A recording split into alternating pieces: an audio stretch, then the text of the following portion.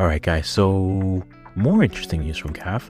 We do finally have our groups for the U20. So the U20s went through a whole list of changes.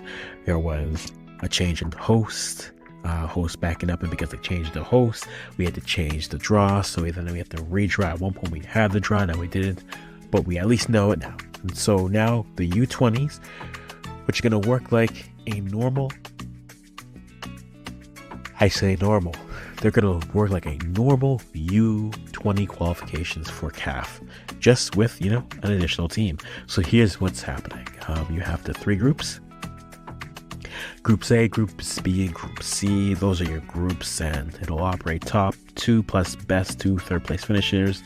Go to the quarterfinals. The semifinalists move on to the U20 World Cup, which is happening in Chile a little bit later on. So as a result, that is what's going to happen. So here are our groups. In Group A, you have Egypt, who are the new hosts, with Zambia, Sierra Leone, South Africa, and Tanzania.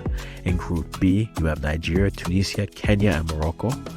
And then in Group C, you have Senegal, who are the defending champs, Central African Republic, Democratic Republic of Congo, and Ghana.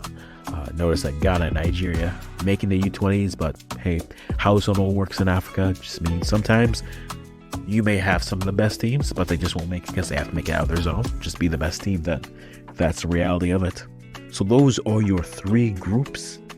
And the tournament starts at the end of this month. So April 27th through May 18th. I mean, there's going to be a lot of good football happening again leading into the summer window. So those are the groups again.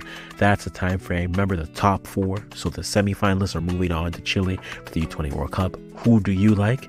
Who are some days we should be watching out for? Let me know. And as always, I'm going to stop talking right here.